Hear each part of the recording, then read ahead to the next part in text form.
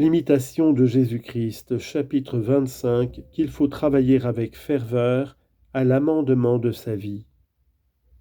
Soyez vigilants et fervents dans le service de Dieu, et faites-vous souvent cette demande. Pourquoi es-tu venu ici, et pourquoi as-tu quitté le monde? N'était-ce pas afin de vivre pour Dieu et devenir un homme spirituel? Embrasez-vous donc du désir d'avancer, parce que vous recevrez bientôt la récompense de vos travaux, et qu'alors il n'y aura plus ni crainte ni douleur. Maintenant un peu de travail, et puis un grand repos, que dis-je, une joie éternelle. Si vous agissez constamment avec ardeur et fidélité, Dieu aussi sera sans doute fidèle et magnifique en ses récompenses. Vous devez conserver une ferme espérance de parvenir à la gloire, mais il ne faut pas vous livrer à une sécurité trop profonde, de peur de tomber dans le relâchement ou dans la présomption. Un homme qui flottait souvent plein d'anxiété entre la crainte et l'espérance, étant un jour accablé de tristesse, entra dans une église et se prosternant devant un autel pour prier, il disait et redisait en lui-même « Oh, si je savais que je dusse persévérer !» Aussitôt il entendit intérieurement cette divine réponse « Si vous le saviez, que voudriez-vous faire? Faites maintenant ce que vous feriez alors, et vous jouirez de la paix. » Consolé à l'instant même et fortifié, il s'abandonna sans réserve à la volonté de Dieu, et ses agitations cessèrent. Il ne voulut point rechercher avec curiosité ce qui lui arriverait dans l'avenir, mais il s'appliqua uniquement à connaître la volonté de Dieu et ce qui lui plaît davantage, afin de commencer et d'achever tout ce qui est bien. Espérez en Dieu, dit le prophète, et faites le bien. Habitez en paix la terre, et vous serez nourris de ses richesses. Une chose refroidit en quelques-uns l'ardeur d'avancer et de se corriger, la crainte des difficultés et le travail du combat. En effet, cela devance les autres dans la vertu qui se forcent avec plus de courage de se vaincre eux-mêmes dans ce qui leur est le plus pénible et qui contrarie le plus leur penchant. Car l'homme fait d'autant plus de progrès et mérite d'autant plus de grâce qu'il se surmonte lui-même et se mortifie davantage. Il est vrai que tous n'ont pas également à combattre pour se vaincre et mourir à eux-mêmes. Cependant, un homme animé d'un zèle ardent avancera bien plus, même avec de nombreuses passions, qu'un autre à cet égard mieux disposé, mais tiède pour la vertu. Deux choses aident surtout à opérer un grand amendement, s'arracher avec violence à ce que la nature dégradée convoite, et travailler ardemment à acquérir la vertu dont on a le plus grand besoin. Attachez-vous aussi particulièrement à éviter et à vaincre les défauts qui vous déplaisent le plus dans les autres. Profitez de tout pour votre avancement. Si vous voyez de bons exemples ou si vous les entendez raconter, animez-vous à les imiter. Que si vous apercevez quelque chose de répréhensible, prenez garde de commettre la même faute. Ou si vous l'avez quelquefois commise, tâchez de vous corriger promptement. Comme votre œil observe les autres vous observent aussi.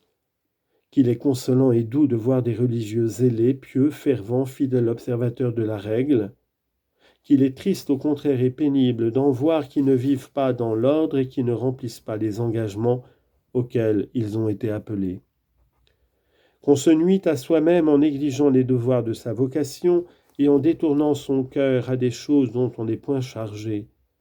Souvenez-vous de ce que vous avez promis et que Jésus crucifié vous soit toujours présent. Vous avez bien sujet de rougir en considérant la vie de Jésus-Christ, d'avoir jusqu'ici fait si peu d'efforts pour y conformer la vôtre, quoique vous soyez depuis si longtemps entrés dans la voie de Dieu.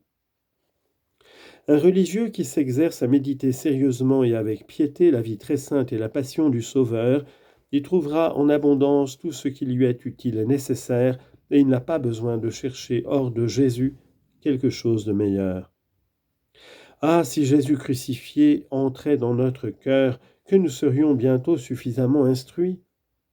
Un religieux fervent reçoit bien ce qu'on lui commande et s'y soumet sans peine.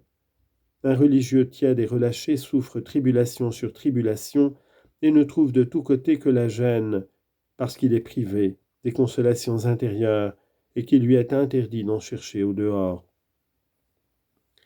Un religieux qui s'affranchit de sa règle est exposé à de chutes terribles. Celui qui cherche une vie moins contrainte et moins austère sera toujours dans l'angoisse, car toujours quelque chose lui déplaira. Comment font tant d'autres religieux qui observent dans les cloîtres une si étroite discipline? Ils sortent rarement, ils vivent retirés, ils sont nourris très pauvrement et grossièrement vêtus.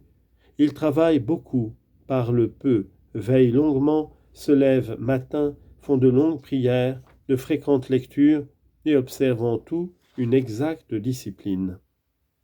Considérez les chartreux, les religieux de Cîteaux et les autres religieux et religieuses de différents ordres qui se lèvent toutes les nuits pour chanter les louanges de Dieu. Il serait donc bien honteux que la paresse vous tînt encore éloigné d'un si saint exercice lorsque déjà tant de religieux commencent à célébrer le Seigneur. Oh, si vous n'aviez autre chose à faire qu'à louer de cœur et de bouche perpétuellement le Seigneur notre Dieu, si jamais vous n'aviez besoin de manger, de boire, de dormir, et que vous puissiez ne pas interrompre un seul moment ces louanges ni les autres exercices spirituels, vous seriez alors beaucoup plus heureux qu'à présent, assujetti comme vous l'êtes au corps et à toutes ses nécessités. Plût à Dieu que nous fussions affranchis de ces nécessités et que nous n'eussions à songer qu'à la nourriture de notre âme que nous goûtons hélas si rarement. Quand un homme en est venu à ne chercher sa consolation dans aucune créature, c'est alors qu'il commence à goûter Dieu parfaitement et qu'il est, quoi qu'il arrive, toujours satisfait. Alors il ne se réjouit d'aucune prospérité, et aucun revers ne le contriste. Mais s'il s'abandonne tout entier, avec une pleine confiance à Dieu qui lui est tout en toutes choses, pour qui rien ne périt, rien ne meurt, pour qui au contraire tout vit et à qui tout obéit, sans délai. Souvenez-vous toujours que votre fin approche et que le temps perdu ne revient point. Les vertus ne s'acquièrent qu'avec beaucoup de soin et des efforts constants. Dès que vous commencerez à tomber dans la tiédeur, vous tomberez dans le trouble.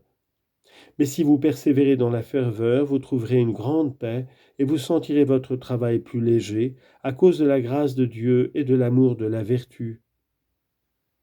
L'homme fervent et zélé est prêt à tout. Il est plus pénible de résister aux vices et aux passions que de supporter les fatigues du corps. Celui qui n'évite pas les petites fautes tombe peu à peu dans les grandes. Vous vous réjouirez toujours le soir quand vous aurez employé le jour avec fruit. Veillez sur vous, excitez-vous, avertissez-vous, et quoi qu'il en soit des autres, ne vous négligez pas vous-même. Vous ne ferez de progrès qu'autant que vous vous ferez violence.